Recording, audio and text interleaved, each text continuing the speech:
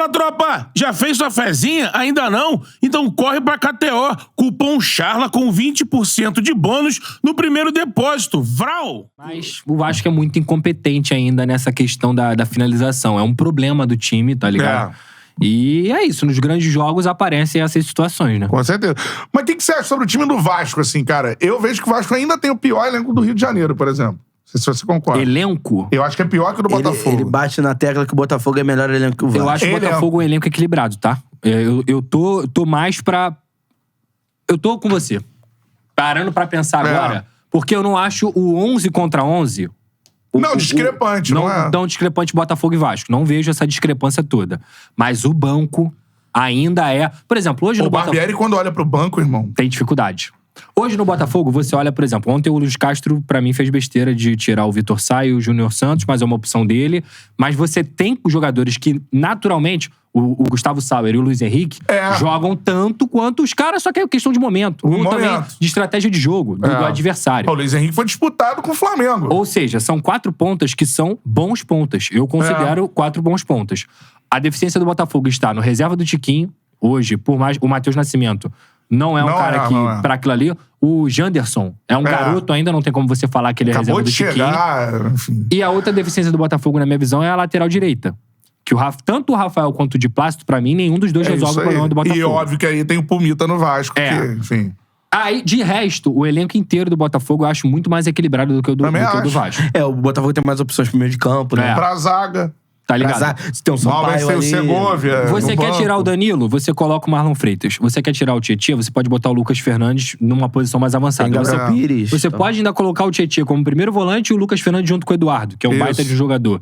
Então, é um elenco mais equilibrado mesmo. Principalmente essa questão das pontas. O Vasco hoje, né, pensando no que... E natural isso. Natural. Porque o Vasco tá 1 ano atrás do Botafogo, em termos de SAF. Perfeito. Né? Completamente natural. Eu acho que a diretoria foi bem, tá? Muita gente reclama. Muita gente... esse elenco é deficiente, não sei o quê. E eu entendo... Mas vai ser deficiente. Primeiro precisou montar um time, né, Exato. cara? Eu entendo a falta de paciência do torcedor. Eu não sou sommelier de torcedor, irmão. A única coisa que eu fico chateado foi aquilo que a gente conversou ontem. Não dá pra você ficar ferindo uma pessoa. Entendeu? De resto, eu entendo o torcedor. Mas se você for parar pra pensar, cara... Vamos botar aqui as contratações do Vasco. Léo Jardim e o Ivan. 2 bons goleiros. Tá? Pumita, bom lateral. Léo, puta de um zagueiro. Joga pra caralho, desculpa. Esse aí calou a boca de geral, Esse é um puta de um zagueiro. Eu nunca critiquei. Lucas Piton, muito bom jogador. Muito bom jogador mesmo, tá?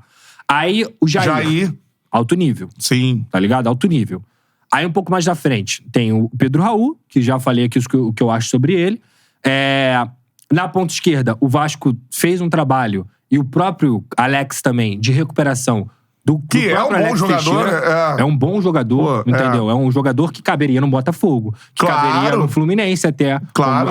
Então, assim, tecnicamente, no futebol brasileiro é acima, eu bato na tecla que o Alex, ele precisa... Ele não é cracaço, nunca chegou Não é um cracaço. Não, mas acho que ele bate na tecla do que aconteceu com o Everton Ribeiro, o John Arnes. Não tô falando nem de... Tô falando de readaptação.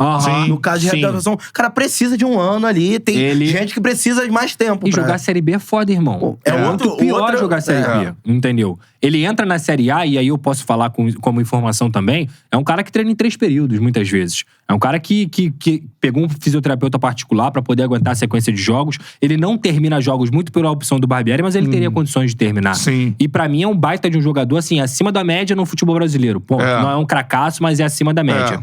Então, assim, você tem um time titular, além do Andrei e do Marlon, do próprio Rodrigo, que foi uma grata surpresa, um time titular decente. Compete contra qualquer equipe do Brasil. Ganhar ou não é outra história. É o time que ganha do Galo no Mineirão e perde pro Bahia em casa. Que é o primeiro ano, é um ano de oscilação. Mas, num geral, até olhando pro banco de reservas, hoje o Vasco tem o Orediano, que pra mim é um cara que vai acontecer ainda nessa temporada. É um moleque que veio do Vélez, que jogar no futebol argentino é muito difícil. Mas ele era o camisa 10, só que ele tá dando azar que o Peck tá voando. É isso. Entendeu? E o Peck é um moleque também que cresceu muito nessa temporada. E ele tem outra característica. Ele é uma característica, assim... Entendam bem, tecnicamente não. De Everton Ribeiro. Sim, puxa muito jogar pro meio. Pela direita, armando o jogo. Puxa pro meio. O Peck é mais agudo, né?